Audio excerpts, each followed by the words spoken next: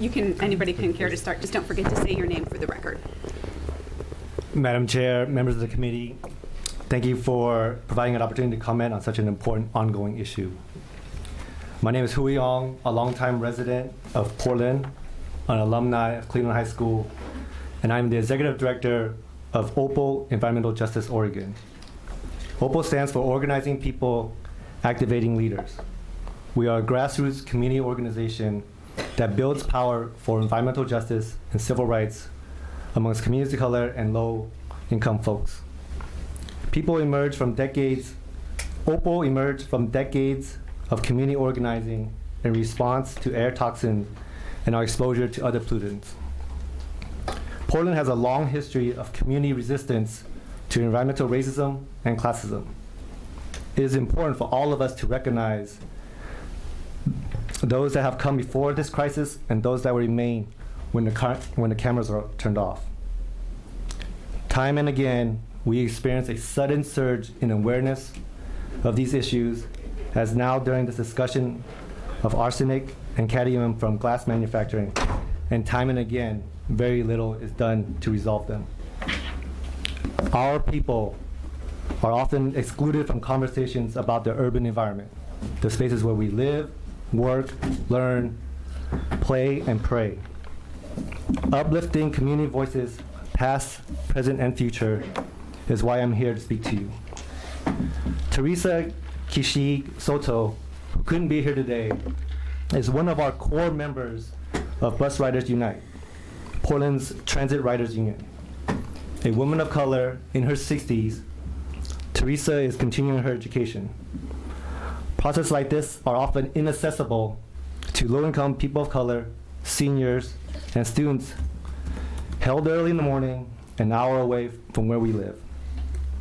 In 2003, Teresa's apartment complex on 125th and Foster Road experienced air quality issues from auto emissions and industrial pollution. The smells were putrid, she said. She could no longer sleep in her own bedroom. The toxic air affected her lungs, such that she could not walk to the bus without coughing up phlegm and having difficulty breathing. In 2004, the air quality monitoring at 122nd and Powell was removed after consistently registering the worst air quality in the region. Today, Teresa is still living in the same apartment complex, and the quality of the air hasn't improved. She's been breathing foul air for over a decade. This is not a lack of advocacy around air toxins. Despite decades of outcries from across the region, polluters have managed to prevent meaningful action. Industries must be held accountable for releasing air toxins. Mobile emissions must be reduced and mitigated. Oregon Department of Environmental Quality and other jurisdictions have done very little to protect our communities, and all residents of Portland suffer for it, particularly low-income people and people of color who experience disproportionate exposure, as well as higher rates of asthma and low birth rates, to name just two. DEQ is inconsistent or failing in its duty. The law gives them the authority to act, but they refuse. DEQ receives funding in part by selling pollution permits, which represents a clear conflict of interest. Every new polluter is a new source of revenue. DEQ doesn't assess health impacts when issuing pollution permits, a clear abdication of duty. DEQ doesn't consider construction a source of emissions despite obvious air quality impact. DEQ fails to meaningfully regulate highly dangerous diesel particulate matter.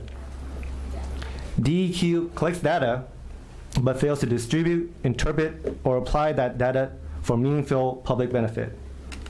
For decades, DEQ has failed to heed the demands of low-income people and people of color. Teresa couldn't be here today, but she is here in spirit, with all these powerful advocates who have been working on these issues tirelessly, not just since the Bullseye news broke, but for decades. These are the long-standing demands of Portland's environmental justice community.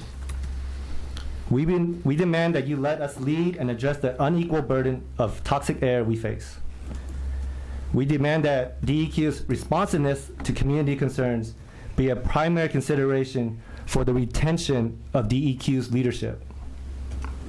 We demand that DEQ strengthen its connection to our most impacted communities through authentic, resource engagement of people of color and low income in our communities. We demand that DEQ reports on emissions plaguing us in a way that we can understand to inform us as we lead. We demand DEQ regularly releases comprehensive data revealing the total cumulative impact of emissions in our neighborhoods rather than just individual source reports. We demand DEQ consider the public health impact of issuing pollution permits. We demand that the polluters are no longer taken at their word when they report on their own emissions because they are not often truthful. DEQ and other agencies should take an active role in assessing the truth on behalf of the public interest.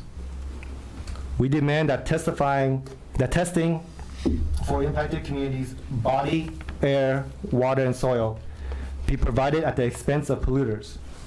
Polluters must also bear the cost of repairing any damage that is discovered and pay for damages to life and property. The status quo is environmental racism. A failure to improve and employ DEQ's regulatory process in these ways is a failure to listen to the voices of the most impacted people in our communities. People like Teresa and the people in this room. The lack of leadership on this issue is unacceptable. OPAL stands in solidarity with impacted communities across the region whose lives are at stake in this discussion. OPAL, Bus Riders Unite, the Youth Environmental Justice Alliance, and our allies will be engaging our members and communities on this issue. Act in a way that helps us breathe easier. Progress can be achieved. We simply ask you to champion our cause in the face of industry and bureaucratic pushback.